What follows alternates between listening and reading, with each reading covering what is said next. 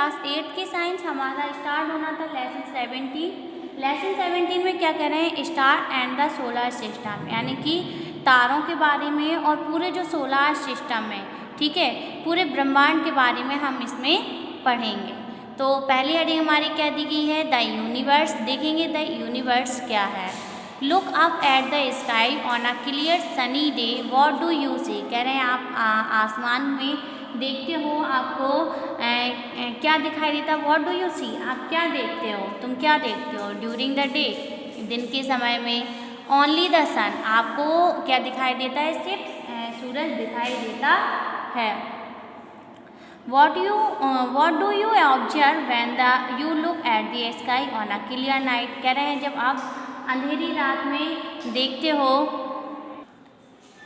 You see only son, हाँ ठीक है। फिर कह रहे हैं जब आप रात के समय में ऊपर की तरफ देखते हो तो आपको क्या दिखाई देते हैं, ऑन अ क्लियर क्लाउडनेस, आपको बादल साफ दिखाई देते हैं। Night you see a star, रात में आप क्या देखते हैं, बहुत सारे तारों को देखते हैं, चंद्रमा को देखते हैं। एंड सम प्लैनेट, कुछ आपको स्काई में क्या दिखते हैं, बादल में आपको कुछ प्लैनेट भी दिखाई देते हैं, ठीक है। Sometime comet and meteors are also see in the sky at night. कह रहे हैं कई सारे आप स्टार, शूटिंग स्टार देखते होंगे, टूटते हुए तारे को भी देखते हैं, ठीक है। Stars are also seen in the sky at night, यानी कि रात के समय में आप उनको देखते हैं। The vast space which include everything from the smallest particle to the biggest structure that exists on the earth or in space is called the universe। क्या मतलब हुआ, आप देखते होंगे स्पेस में बहुत सारा बड़ा बिगेस्ट एरिया होता है, कई सारे बड़े बड़े आपको स्ट्रक्चर भी दिखाई देते हैं जिन्हें हम यूनिवर्स कहते हैं। पूरे यूनिवर्स यानी कि ब्रह्मांड बोलते हैं। ब्रह्मांड में आपके सारे आ जाते हैं, सैटेलाइट वगैरह सब जो होते हैं वो कहाँ पे पाए जाते हैं, ब्रह्मांड में ही पाए जाते हैं।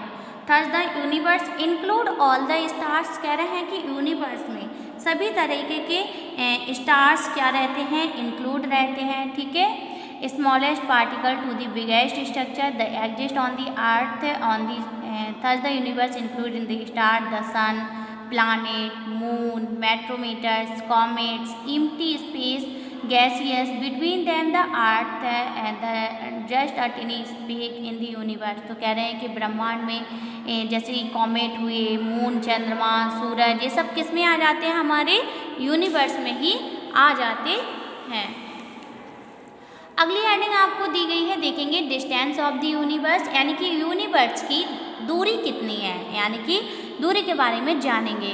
तो star and planet are separated. कह रहे हैं जो स्टार हैं और प्लैनेट है वो अलग अलग सेपरेट किए गए हैं from each other by very large distance. The two nearest neighbour star may be crore of kilometre apart. Such large distance cannot be conveniently expressed in kilometer, the most commonly used unit for expressing distance between heavenly bodies in the light year। यानी कि कह रहे हैं कि इसको कितने kilometre, आपको पता है कि जो हमारे उसके पड़ोस में जो हैं दूरी जो होती है आपस के प्लैनेट्स की ही जो दूरी होती है वो काफ़ी हद तक दूर होते हैं। स्टार्स भी जो होते हैं वो करोड़ों किलोमीटर जो है क्या है, बहुत दूर है। Distance can not be conventionally expressed in kilometre. कह रहे हैं हम इसको किलोमीटर में नहीं नाप सकते हैं, तो इसको हम light year, distance between heavenly bodies light year, इसको हम किस में करते हैं, लाइट ईयर में। तो देखेंगे the distance travelled by light in 1 year. कह रहे हैं 1 ईयर में इस कॉल्ड लाइट ईयर। कह रहे हैं एक ईयर में जितनी डिस्टेंस वो ट्रेवल करते हैं वो हमारी लाइट ईयर कहलाती है।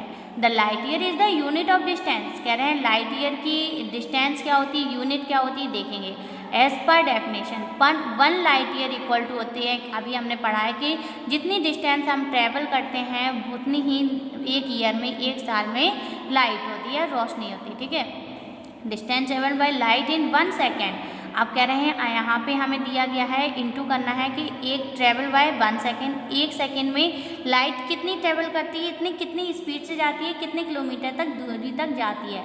Number of second in 1 year, फिर कह रहे हैं कितने सेकेंड होते हैं, तो 1 light year is equal to आपको दिए हैं कि 300,000 किलोमीटर पर सेकेंड, यानी कि इंटू एक ईयर में कितने दिन होते हैं 365, 24 क्या होते हैं घंटे होते हैं, और सेकंड कितने होते हैं 60 इंटू 60 कर दिया गया है तो सेकंड।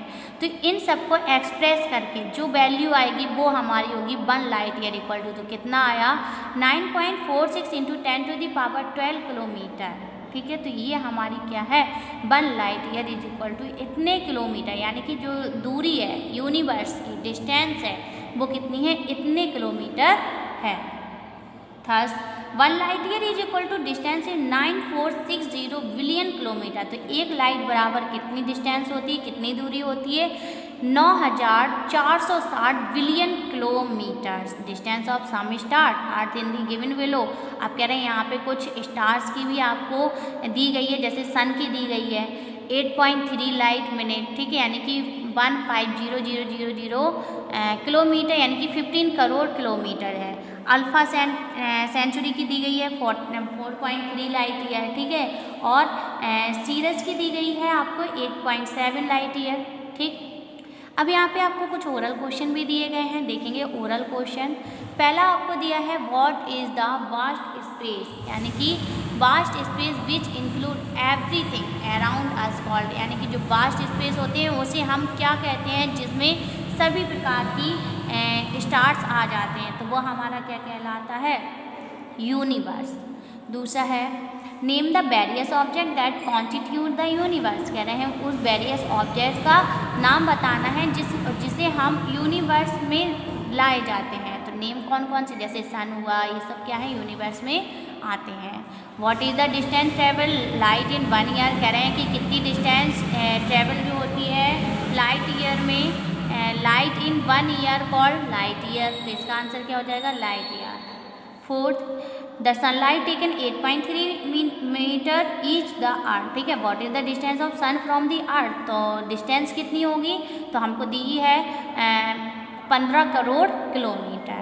ठीक, अब देखेंगे नाइट स्काई, यानी कि रात के समय जो हमारा आकाश होता है स्काई होता है वो कैसा होता है देखेंगे। ठीक है, तो इसमें दिया गया है ऑन ए क्लियर क्लाउडलेस, कह रहे हैं on a clear cloudless night we see stars moon and some planet in the sky, कह रहे हैं कि जब रात के समय में क्लियर क्लाउडलेस, बादल बिल्कुल क्या है साफ हैं, ठीक है, बीसी हम अगर कोई भी तरीके के बादल नहीं है, ठीक है, तो क्या कर सकते हैं हम तारों को देख सकते हैं। Moon and some planet in the sky, हमें कुछ प्लैनेट्स और चंद्रमा भी क्या हमें दिखाई देता है आसमान में, आकाश में। समटाइम ई आ कॉमेट एंड मेट्रोमेट, कुछ समय क्या होता है कि आपको शूटिंग स्टार जो टूटते हुए तारे होते हैं वो भी आपको दिखाई देते हैं। Can also be seen in the sky at night, ये सिर्फ हम कहाँ पे देख सकते हैं आकाश में देखते हैं, वो भी कब रात के समय में। We can see about 3000 stars be our naked eyes on a clear night, कह रहे हैं एक बार में, यानी कि हम सिर्फ अपनी आंखों से 3000 स्टार्स को ही सिर्फ देख पाते हैं, स्पेशली आफ्टर रेन, बारिश होने के बाद, with the help of telescope, और कह रहे हैं किसकी मदद से, टेलीस्कोप की मदद से। We can see many more, और टेलीस्कोप की मदद से कह रहे हैं आप 3000 से भी ज़्यादा कई स्टार्स को क्या कर सकते हैं देख सकते हैं। Stars, the moon, the sun, planet, comet, meteor, meteorites is called the heavenly celestial body object, कह रहे हैं ये जो सब हैं ये बहुत ज़्यादा, इनकी जो बॉडी होती है वो बहुत ज़्यादा क्या होती है बड़ी होती है और हैवी होती है, यानी कि बहुत ज़्यादा भारी भी होती है। ठीक है, स्टार्स देखेंगे, तारे, तारों के बारे में अब हम लोग पढ़ेंगे। Stars when you look up at the sky, कह रहे हैं जब आप आकाश में देखते हो ऑन अ क्लियर नाइट, रात के समय में, you see a very large number of twinkling star, तो आप वहाँ पे कई सारे टिमटिमाते हुए तारे देखते हैं। सम ऑफ द आर ब्राइट, कह रहे हैं कुछ जो होते हैं वो बहुत ज़्यादा चमकते हैं। Where are some are dim light faint, लेकिन कह रहे हैं कुछ जो होते हैं वो कम रोशनी होती है उनकी, कम चमकते हैं। Star are huge heavenly body which are extremely hot, कह रहे हैं जो तारे हैं उनकी बॉडी बहुत ज़्यादा बड़ी होती है और गर्म भी होती है, यानी कि तारों में बहुत ज़्यादा गर्माहट भी होती है।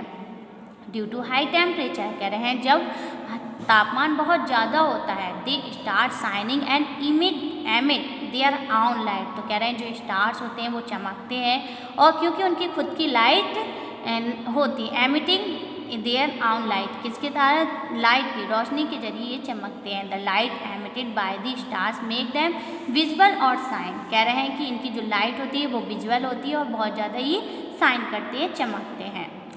अगला पॉइंट आपको पहला पॉइंट दिया है, we can not see the star during day time because the bright sunlight. कह रहे हैं कि ये हमें दिन के समय में नहीं दिखाई देते हैं क्योंकि जो सन की, सूरज की जो रोशनी होती है वो बहुत ज़्यादा होती है।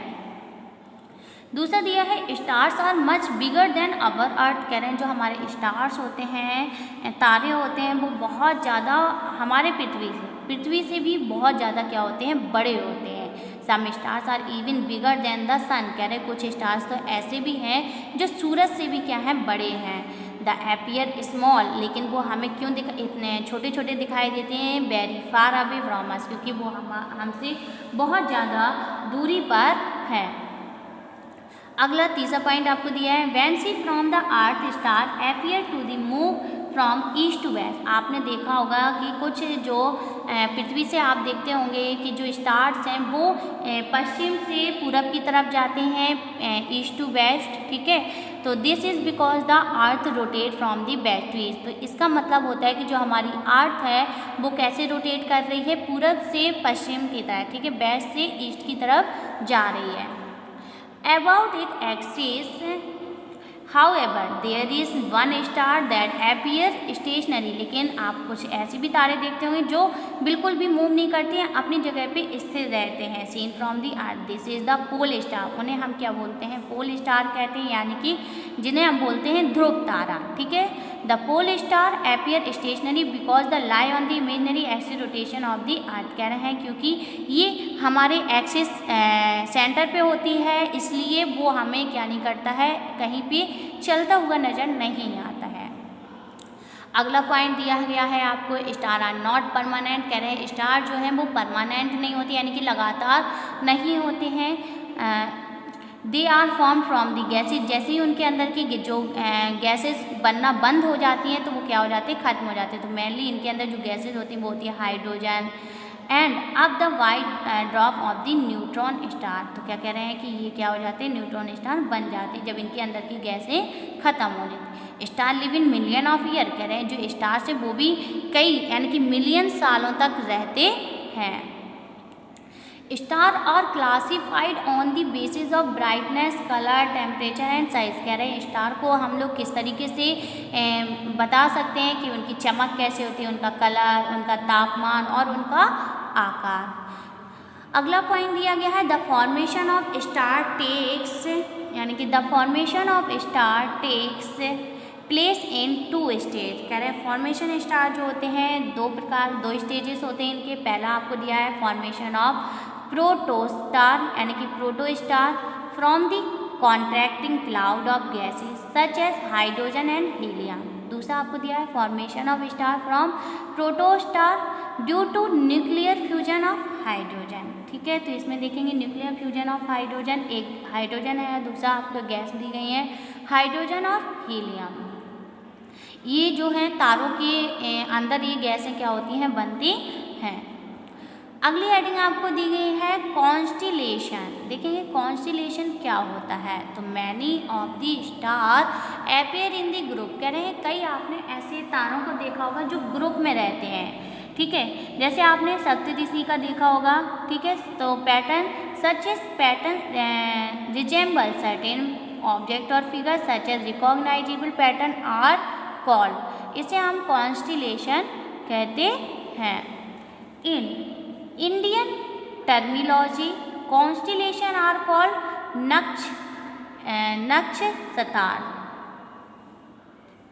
नक्षत्र क्या बोलते हैं। इन इंडियन टर्मिनोलॉजी, इंडियन के टर्मिनोलॉजी कह रहे हैं कॉन्स्टिलेशन में कहा जाता है कि ये जब बनते हैं जब नक्षत्र होते हैं। सो फार 88 कॉन्स्टिलेशन, तो कह रहे हैं 88 constellation have been recognise and name, कह रहे 88 कॉन्स्टलेशन को नाम दिए गए हैं ऐसे कई प्रकार के, ठीक है। पहला है all the star in the constellation stay together, कि सभी जो तारे होते हैं कॉन्स्टलेशन में एक साथ रहते हैं। The shape of the constellation always remain in the same, जो शेप होता है उनका आकार होता है वो हमेशा एक सा होता है। Constellation appear to move the east to west, constellation जो होते हैं वो हमेशा ईस्ट से वेस्ट की तरफ जाते हैं in the sky. This is because the earth rotate from west to east, कह रहे हैं जो अर्थ होता है वो हमेशा किस तरफ रोटेट करता है, पूरब से पश्चिम की ओर रोटेट करता है, इसलिए तारे हमें ईस्ट से वेस्ट की तरफ दिखाई देते हैं। Constellation are named after figure they resemble, कह रहे हैं कि इसके नेम भी अलग अलग तरीके यानी कि फिगर के हिसाब से दर्शाए गए हैं। आपको यहाँ पे